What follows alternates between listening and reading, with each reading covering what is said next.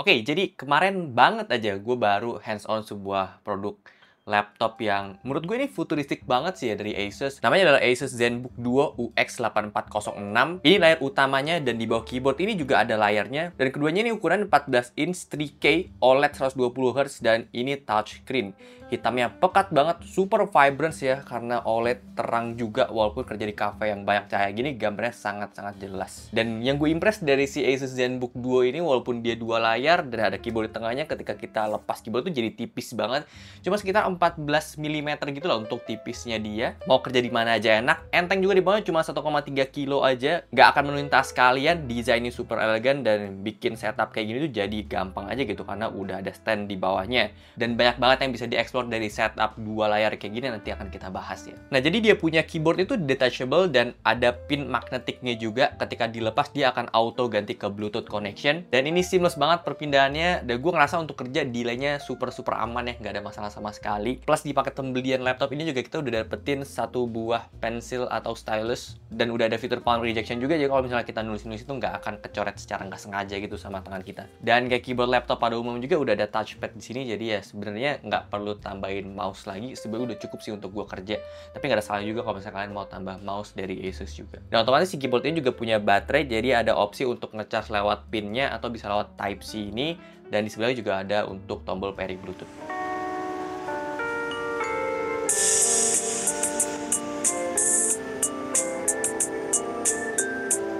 Soal performance, laptop ini menurut gue nggak usah worry untuk kegiatan kerja. Tentunya ini udah oke banget. Disupport sama Intel Core Ultra 9 prosesor 185H. Max TDP-nya dia di 45 watt. Dan tentunya udah support sama AI banget. Kita bisa lihat ada NPU-nya juga ketika kita nyalain kamera dan nyalain fitur AI kayak blur background dan eye contact selalu, itu akan naik gitu NPU-nya. Dan untuk GPU di sini dia pakai Intel Arc Graphics yang tentunya ini udah cukup aja sih ya menurut gua. Setipis ini tetap dikasih port yang lumayan lengkap, ada 2 USB-C Thunderbolt, 1 USB-A, 1 Full HDMI dan combo jack 3,5 mm. Dan perlu di-highlight juga walaupun dia dua layar, terus tipis juga bodinya, dia itu udah military grade juga. Buka layarnya udah enak banget, satu tangan aja cukup dan bisa dibuka sampai selebar ini. Dan ini beberapa skenario yang bisa kita pakai di satu laptop ini. Jadi laptop normal, dua layar extended kayak gini, sharing kalau mau buat meeting sama orang juga bisa ya. Udah ada quick access juga untuk masuk ke fitur ini. Dan yang paling epic, dia tuh udah auto rotate juga, bisa dibedirin kayak gini. Ini untuk multitasking tentunya enak banget. Baterainya dia udah di 75 watt hour. Untuk konsumsi daya baterai, jujur gue belum ngetes karena ya belum sempet, itu cuma hands on aja kemarin.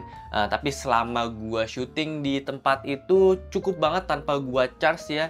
Gue coba untuk jalanin beberapa aplikasi, dia punya baterai sih masih cukup oke walaupun gue nyalain dua layar. Sayang sih gue belum bisa cobain laptop itu dalam jangka waktu yang lama dan beneran gue pakai seminggu 2 minggu gitu. Gue cuman kemarin tuh dapat kesempatan untuk cobain langsung di tempat karena itu adalah laptop baru juga ya dari si Asus. Dan jujur gue sih impress banget sama teknologi yang mereka tawarin gitu loh. Info yang paling penting adalah harganya. Ya kita nggak bisa expect dia ada di belasan juta atau bahkan jutaan gitu, tapi ada di sekitaran 30 jutaan dengan varian yang tadi gue sebutin. Performance-nya oke karena udah ada Intel Core Ultra 9 dan ditambah juga fiturnya futuristis banget. Ya menurut gue harga segitu make sense sih. Jadi tinggal balik lagi soal kebutuhan kalian dan budgetnya juga ya tentunya. Jadi ya thank you banget kesempatan Asus untuk gue bisa cobain laptop yang menurut gue memang sangat-sangat futuristis, tapi gue pribadi juga masih bingung ya untuk pakainya untuk apa gitu tuh kebutuhan gue. Kayaknya gue belum arah ke sana